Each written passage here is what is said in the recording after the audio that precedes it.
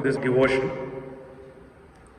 The psalmist says, I will give thanks to God with my whole heart. I will recount all your wonderful deeds. I will be glad and exult in you. I will sing praise to your name, O Most High. Let us begin this devotion by listening to the bhajan. Pugal பாடுகின்றோம்.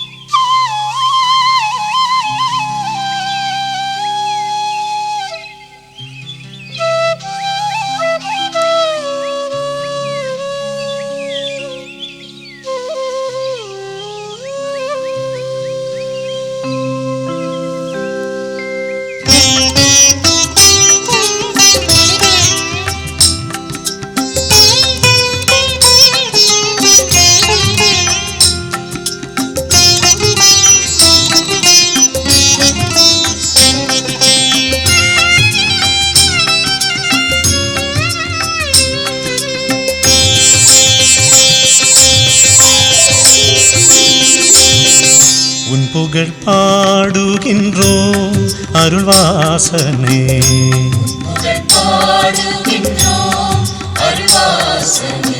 உன் பாதம் தேடுகின்றோம் பவனாசனே.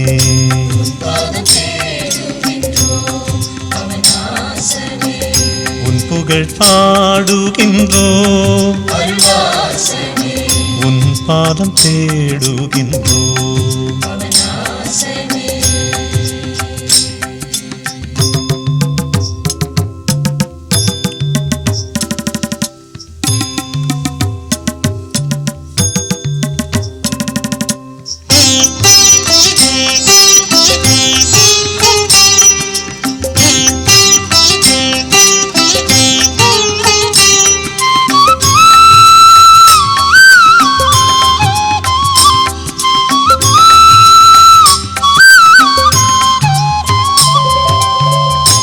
முதல் மூலனே முன்னவனே எங்கள்,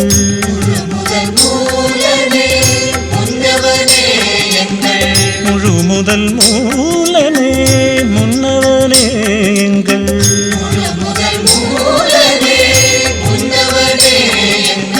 மறைஞான போதனே குறை நீக்கும் வேந்தனே,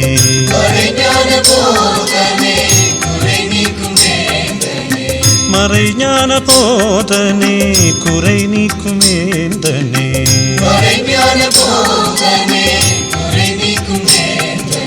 அருளே பொருளே அறிவே தெளிவே அனைத்தும் நீயே துதிக்கின்றோம். வழியாய் ஒளியாய் வாழ்வாய் எம்மில் உரைகின்றாய் நீ துதிக்கின்றோம்.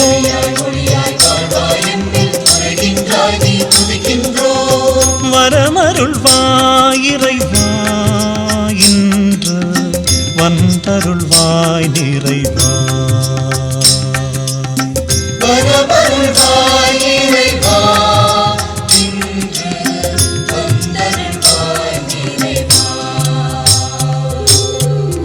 உன் புகழ் பாடுகின்றோம் அருள்வாசனே,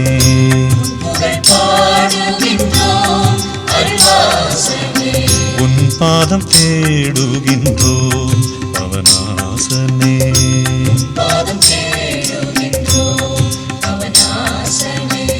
உன் புகழ் பாடுகின்றோம், உன் பாதம் தேடுகின்றோம் பவனாசனே. Let us continue to pray. Gracious God, we praise you because you are the beginning and the end.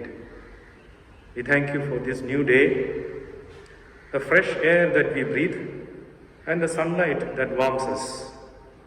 We thank you for all the manifold blessings that you have showered upon us. especially the care and the protection that we received during this difficult time of pandemic. As we sit in your presence, we pray that you may open our hearts and minds to listen to your word and put in practice what we hear from your word. In Jesus' name we pray. Amen. The scripture portion selected for this morning devotion is taken from the letter of St. Paul to Romans, chapter 8, verses 26 to 28. Romans 8, 26 to 28. I read from the NAB translation. In the same way, the Spirit too comes in the aid of our weaknesses. For we do not know how to pray as we ought, but the Spirit itself intercedes with inexpressible groanings. And the one who searches hearts knows what is the intention of the Spirit, because it intercedes for the holy ones according to God's will. We know that all things work for good for those who love God, who are called according to His promise. Here ends the scripture reading.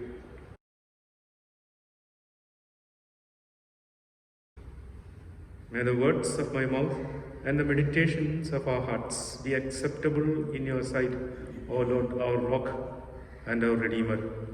Amen.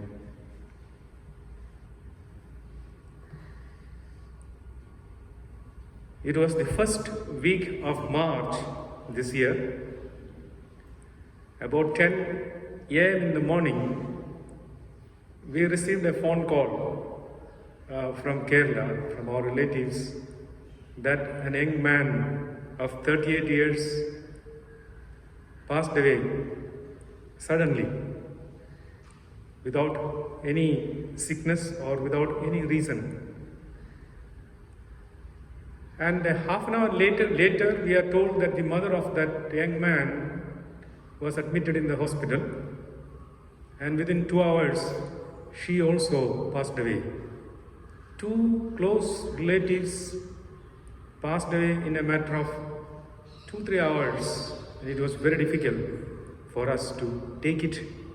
It was indeed a very painful time during this pandemic.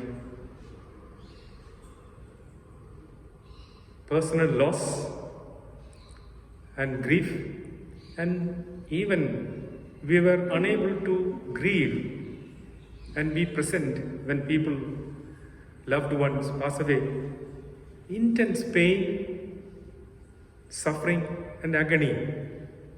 It is that all of us went through in various ways during this pandemic times. Unprecedented suffering of millions of people. And the poor and the marginalized in our midst suffered the most. They lost their lives, not only their lives but also livelihood. National lockdown and life came to a standstill, as we all know. Quarantine times, isolation, hospitalization for weeks, months. Not only physical suffering, but also mental trauma, and many committed suicide.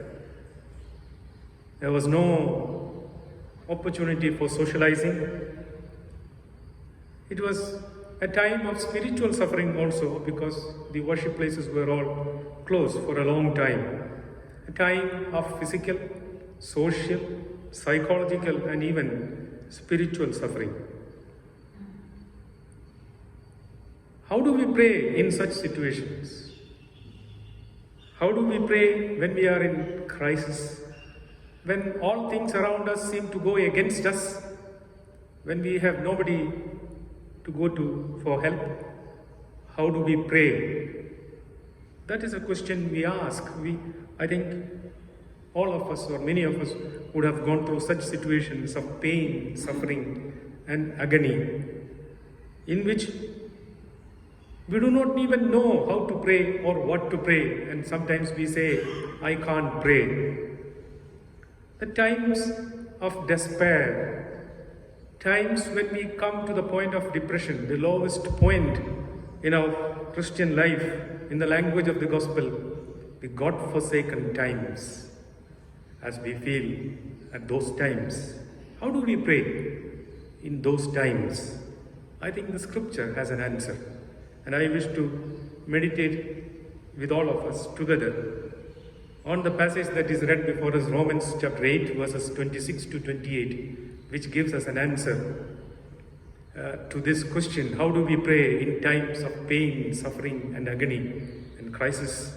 The answer is, the effective prayer is made by the Spirit in the time of COVID-19 pandemic. Effective prayer in the time of COVID-19 pandemic.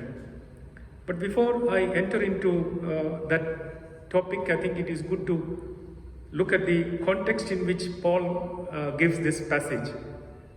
Romans 8, 26 to 28, which is, as we all know, part of this great Spirit chapter, Romans chapter 8.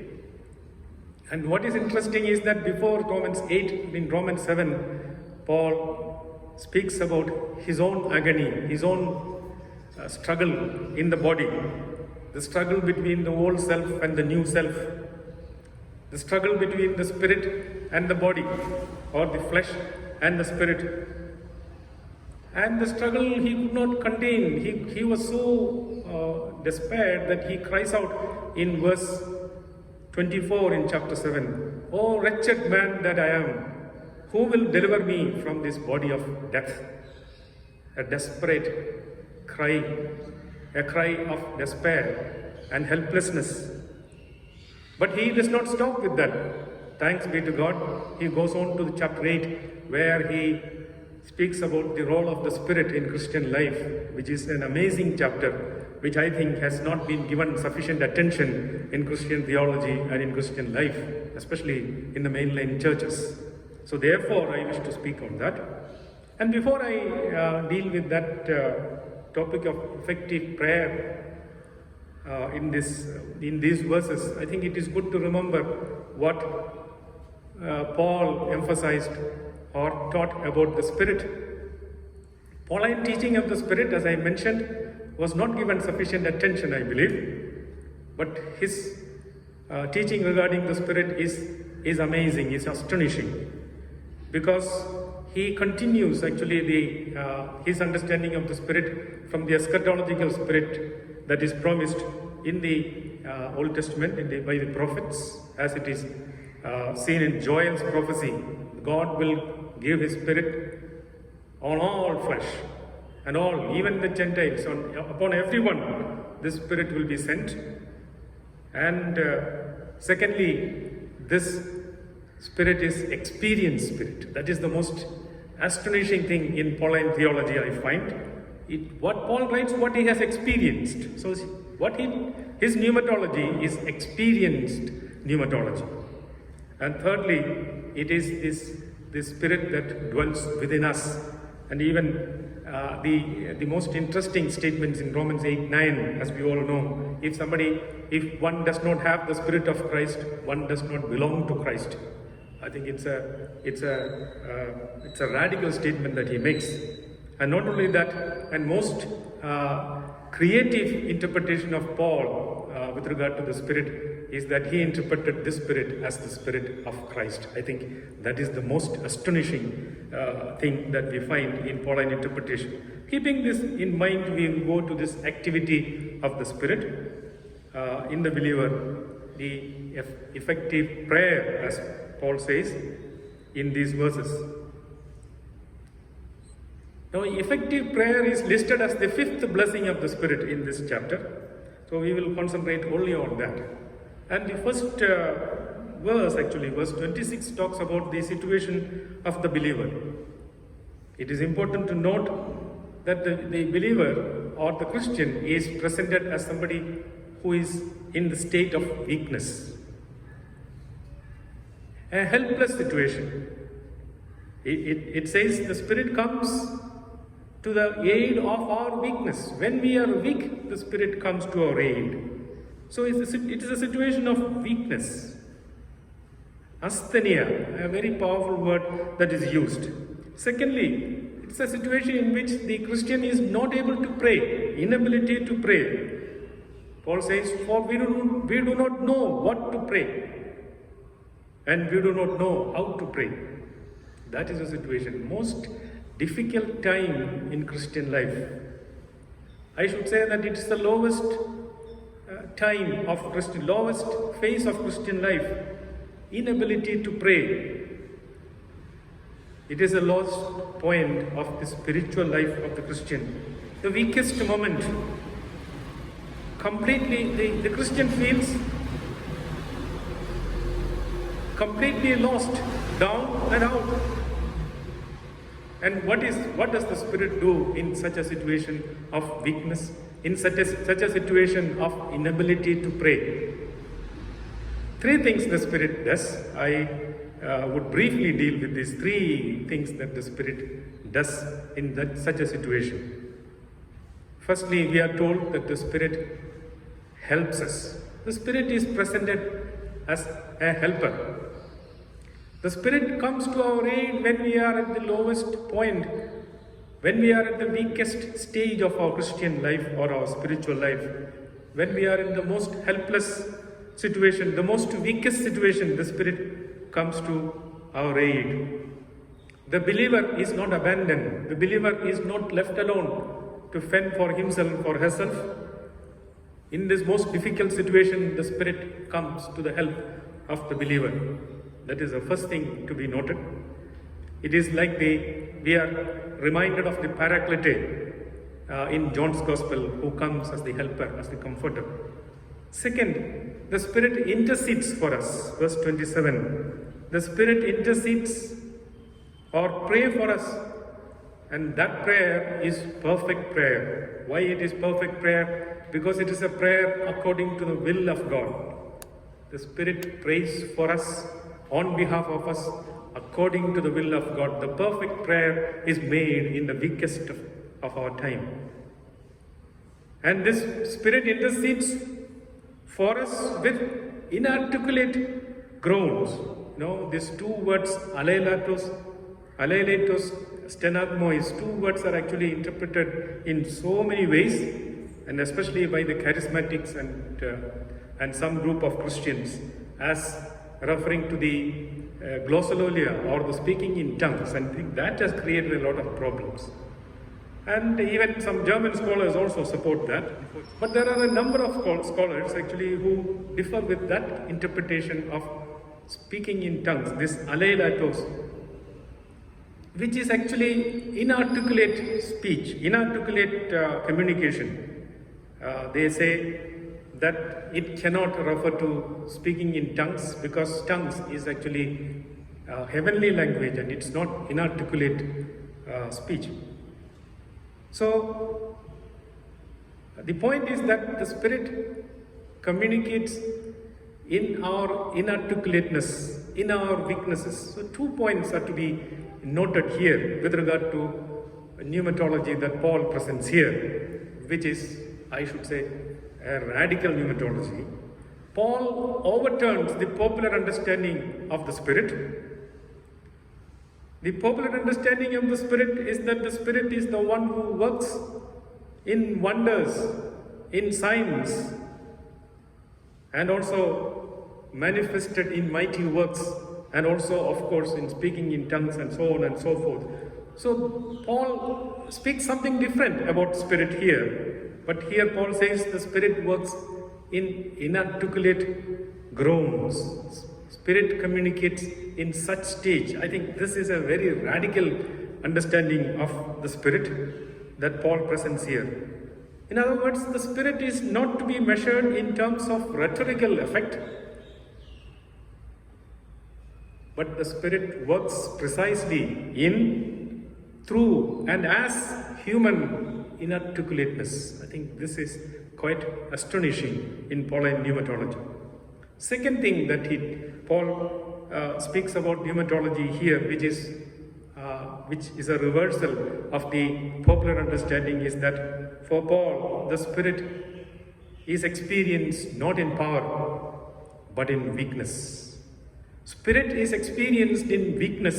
That's what these verses tell us. This is, the biblical scholars say this is the most astonishing and the most shocking feature of Paul's pneumatology. Weakness is presented as even the prior condition for the most effective operation of the Spirit. And James Dunn comments, the existential character and the sober realism of Paul's spirituality is nowhere seen so clearly as indicated here. And the third thing is that the Spirit works together with us. Verse 28. There is a problem in translation, and there is one translation, New English Bible translates this way. It says, in everything the Spirit cooperates for good for those who love God. So what is to be noted, the subject is not all things or everything, or not even God, but the Spirit. The Spirit cooperates, Spirit works together for good for those who love God. So the Spirit is the one who cooperates with us, one who works together. Sunarge is the word that is used. So the Spirit works together with us in our weaknesses. When we are so weak, when we are so powerless, when we are so helpless, when we are even inarticulate, the Spirit works with us. This translation, of course, fits well with what we have discussed actually in verse 26 and 27 also, where Spirit is the subject. So what I want to communicate this morning, share with you this morning, is that the Spirit comes to our aid and help in time, the most difficult time, especially in this pandemic time. So where we think of ourselves as the most, as the weakest time, as the lowest time in our Christian life, but it is not the lowest time and the weakest time. It is actually a powerful time. It is the highest time of our spiritual life, because the Spirit is at work in us and among us. So may these comforting and encouraging words be with us as we still go through this difficult pandemic time. The Spirit is at work, helping us, interceding for us, and working with us. Amen. Let us intercede for others, and as we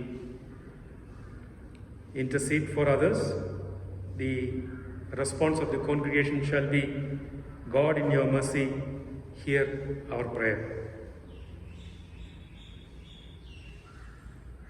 Gracious God, we pray for those who suffer the most during this COVID-19 pandemic, especially the poor and the marginalized, Adivasis and Dalits who work as migrant laborers, for those families who lost their loved ones due to this pandemic, especially Robin Kunjuman, our BD third-year student who lost his mother 2 days back.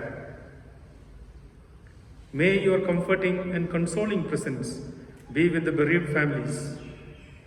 We pray for those who lost their jobs, small businesses due to the pandemic and are struggling in abject poverty. We pray that you would open the hearts of others to reach out to them in their times of dire need. God, in your mercy, hear our prayer.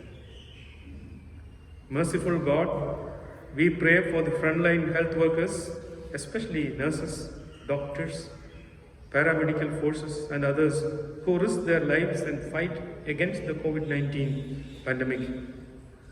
We pray for their protection from the coronavirus. Grant them the grace to go through these difficult times with courage and renewed strength. God, in your mercy, hear our prayer. God of wisdom and understanding, we pray for the researchers who are working for vaccines to prevent this pandemic. May them be given proper wisdom and guidance in their endeavors. God, in your mercy, hear our prayer. Compassionate God, we pray for all the students who struggle hard to cope up with their studies during this pandemic amidst vagaries of weather, technological problems and poverty. May each one of them be comforted and may their needs be met. God, in your mercy, hear our prayer. God of peace, we pray for our state of Karnataka, which is trying to bring a ban on beef by enacting a new law. We pray that communal harmony and peace may prevail in Karnataka and all through India. Grant your grace to the administrators of this state to stay away from all laws and activities that disrupt peace and harmony among people of various religious traditions. God, in your mercy, hear our prayer. God of justice, we pray for the farmers in India who are agitating and protesting in Delhi and its borders for their survival and subsistence, fighting for their basic needs such as the MSP for their products. May your wisdom prevail over the Prime Minister and other ministers involved to listen to the cry of these farmers for their survival and find an amicable settlement to this issue. God, in your mercy, hear our prayer. Loving God, we pray for our UTC community and all those who work hard to run this institution in different capacities as maintenance staff, as non-teaching staff, teaching staff, governing council administrators, especially the principal and his team. May your guidance and wisdom be with them so that they may carry out their responsibilities faithfully and sincerely and render their services as unto God. God, in your mercy, hear our prayer. Let us sum up all our prayers and petitions through the prayer that our Savior Jesus Christ taught us.